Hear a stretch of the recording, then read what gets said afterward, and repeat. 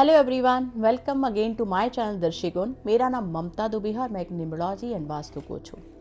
आज मैं आप लोगों के साथ कोई टॉपिक नहीं शेयर करने वाली। आज मैंने आपके ही भेजे हुए कुछ क्वेश्चंस पिक किए हैं जो आपने मुझे यूट्यूब चैनल पर भेजे हैं। आज मैं उनके आंसर्स देने वाली हूँ एंड आई होप ये वीडियो आपके लिए बहुत ज़्यादा मीनिंगफुल रहेगी।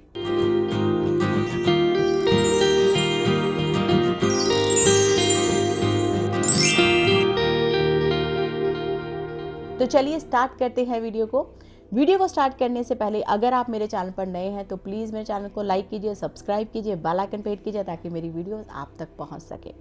आपका एक लाइक मुझे बहुत मोटिवेट करता है कि मैं कुछ ना कुछ नया आप लोगों के साथ शेयर करती रहूं।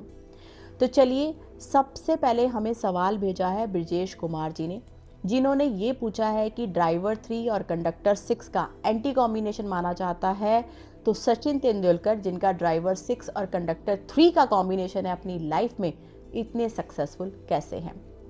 First of all Brijesh Kumar ji, thank you so much इस सवाल को पूछने के लिए, क्योंकि इस क्वेश्चन के माध्यम से बहुत सारे लोगों को इस चीज़ का आंसर मिलेगा कि अगर आप एंटी कॉम्बिनेशन से रूल करते हैं तो ऐसा नहीं है कि आपकी लाइफ में स्ट्रगल रहेगी। आप एंटी कॉम्बिनेशन होने से भी अपनी लाइफ में उन ऊंचाइयों को छू सकते हैं जो आप अपनी लाइफ में डिजर्व करते हैं। तो चलिए, सबसे पहले हम सचिन तेंदुलकर की डेट ऑफ बर्थ का एनालिसिस करते हैं। सचिन तेंदुलकर की डेट ऑफ बर्थ आती है 24 अप्रैल 1973। अगर आप उनका ड्राइवर देखें तो ड्राइवर 6 आता है, कंडक्टर 3 है और कुआ नंबर 9 निकल कर आ रहा है।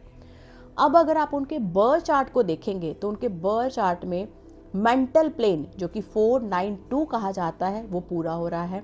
वहीं पर उनके बर्थ चार्ट में 276 यानी कि एक्शन प्लेन भी पूरा हो रहा है। और उनके बर्थ चार्ट में बहुत सारे नंबर प्रेजेंट है, नंबर 5 एंड नंबर 8 जो है उनके बर्थ चार्ट में मिसिंग है। और मेरे हिसाब से जो सक्सेस का पैरामीटर है, आपके प्रोफेशन से ही डिनोट किया जाता है। ऑब्वियसली अगर आप अपनी लाइफ में नेम फेम कमा रहे हैं तो उसके पीछे का रीज़न यही होगा कि आप एक सही प्रोफेशन में हैं। तो अगर आप सचिन तेंदुलकर की डेट ऑफ बर्थ को देखते हैं तो उनके बर्थ चार्ट में, जैसा कि मैंने पहले कहा, 276 का प्लेन पूरा हो रहा है, जिसे एक्शन प्लेन कहा जाता है और वो स्पोर्ट्स को डिनोट करता है। और यही एक मेजर रीज़न है कि सचिन तेंदुलकर जी स्पोर्ट्स में ही है, एक सही प्रोफेशन में काम कर रहे हैं, जिसकी वजह से उन्होंने अपनी लाइफ में नेम एंड फेम को अट्रैक्ट किया है। दूसरा पैरामीटर जो उनके बर्थ चार्ट में आपको देखने को मिलेगा वो है सचिन तेंदुलकर के टोटल का नंबर 5 पे आना। जब उनके नाम का टोटल नंबर 5 पर आकर बैठ गया है तो उनका 456 का राजयोगा पूरा हो रहा है और 951 जिसे सक्सेस प्लेन कहा जाता है वो भी पूरा हो रहा है।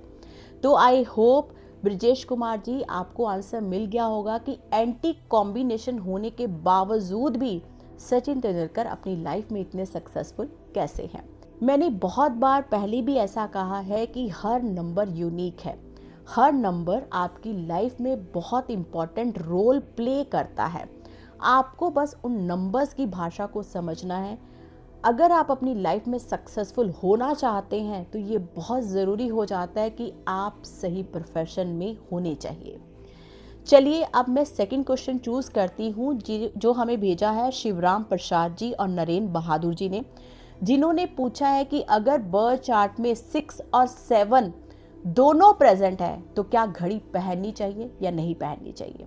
देखिए, यहाँ पर मैं आपको ये आंसर देना चाहूँगी कि अगर आपके बर्थ चार्ट में भले ही नंबर 6 और 7 चाहे प्रेजेंट है या नहीं है, घड़ी आपको ज़रूर पहननी है, क्योंकि घड़ी आपके अपॉर्चुनिटी जोन को एक्टिवेट करती है और साथ ही साथ में आपके रिलेशनशिप सेक्टर को स्ट्रॉन्ग बनाती है।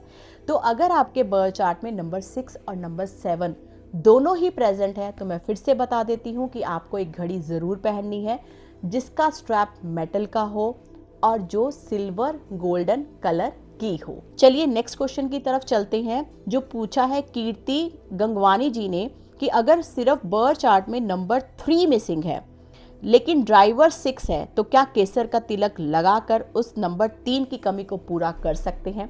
देखिए कीर्ति जी, अगर आपका ड्राइवर 6 या कंडक्टर 6 आ जाता है तो आपको कभी भी केसर का तिलक लगाने वाली रेमेडी नहीं करनी है। आपको नंबर 3 एंटी नंबर की रेमेडी को नहीं करना है। आई होप आपको कीर्ति जी आपके क्वेश्चन का आंसर मिल गया होगा।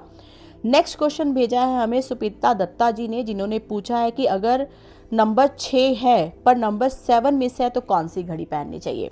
सुपीता दत्ता जी, वैसे मैंने अपनी रिस्ट वॉच एनालिसिस में पूरा डिटेल में बता रखा है कि अगर आपके बर्थ चार्ट में नंबर 6 मिसिंग है या नंबर 7 मिसिंग है तो आपको कौन सी घड़ी पहननी चाहिए। लेकिन यहाँ पर मैं फिर से आपको क्लियर कर देती हूँ कि अगर आपके बर्थ चार्ट में नंबर 6 प्रेजेंट है और नंबर 7 मिसिंग है तो आपको एक मेटल की घड़ी पहननी है जिसका स्ट्रैप गोल्डन सिल्वर कलर का हो।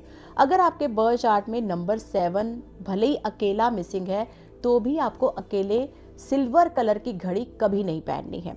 अगर आपके बर्थ चार्ट में नंबर 6 प्रेजेंट है और नंबर 7 मिसिंग है तो आपको जो घड़ी पहननी है गोल्डन सिल्वर स्ट्रैप वाली ही पहननी है। आई होप श्वेता जी मैंने आपके क्वेश्चन का आंसर कर दिया है। नेक्स्ट क्वेश्चन हमें भेजा है सुधा अग्रवाल जी ने कि अगर ड्राइवर 6 है और कंडक्टर 3 है तो क्या करें। सुधा जी, बहुत अच्छा आपने सवाल पूछा है कि अगर आपका ड्राइवर 6 आ जाता है और कंडक्टर 3 आ जाता है तो हम क्या करें। अगर आपका ड्राइवर 6 और कंडक्टर 3 बैठ जाता है तो ना तो आपको नंबर 6 की रेमेडी करनी है ना ही नंबर 3 की रेमेडी करनी है। फिर आपको आपके बर्थ चार्ट में ये देखना है कि ड्राइवर 6 और कंडक्टर 3 के फ्रेंडली नंबर्स कौन से हैं। आपको उन नंबर्स की सपोर्ट लेनी है, उन नंबर्स की ही रेमेडी आपको करनी है। आई होप सुधा जी आपको आपके क्वेश्चन का आंसर मिल गया होगा। नेक्स्ट क्वेश्चन पूछा है नैन्सी गुप्ता जी ने, जिन्होंने पूछा है कि अगर आपका ड्राइवर 1 और कंडक्टर 8 आ जाता है या ड्राइवर 2 कंडक्टर 8 आ जाता है तो क्या सूर्य को जल देना चाहिए या नहीं देना चाहिए। देखिए नैन्सी जी, अगर आपका ड्राइवर 1 है या कंडक्टर ड्राइवर 2 है, अगर आपका ड्राइवर भले ही 1 आ रहा है कंडक्टर 8 आ गया है और अगर आपका ड्राइवर भले ही 2 आ गया है कंडक्टर 8 आ गया है तो आपको कभी भी सूर्य को जल नहीं देना है। आपको इस चीज़ का ध्यान रखना है कि अगर आपका ड्राइवर और कंडक्टर 8 आकर बैठ जाता है तो आपको सूर्य को जल नहीं देना चाहिए। आई होप नैन्सी जी आपको आपके सवाल का जवाब मिल गया होगा। नेक्स्ट क्वेश्चन पूछा है श्रवण इंद्रिया जी ने, जिन्होंने पूछा है कि क्या ड्राइवर 8 और कंडक्टर 4 वाले शेयर मार्केट में इन्वेस्ट कर सकते हैं या नहीं।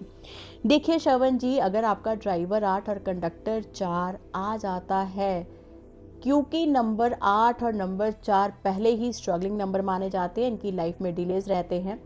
वहीं पर नंबर 8 जो है शनि का नंबर माना जाता है, न्याय का नंबर माना जाता है और शनि को सही तरीके से काम करना पसंद है। तो मैं यहाँ पर आपसे यही कहूँगी कि अगर आपका ड्राइवर 8 और कंडक्टर 4 का कॉम्बिनेशन है तो आपको शेयर मार्केट में कभी भी पैसे नहीं इन्वेस्ट करने चाहिए, वो आपके लिए बहुत अच्छे रिजल्ट नहीं देगा। नेक्स्ट क्वेश्चन हमें पूछा है निशांत शर्मा जी ने कि अगर नेम के आगे डॉक्टर लगा लेते हैं तो क्या नेम न्यूमरोलॉजी है वो चेंज हो जाती है।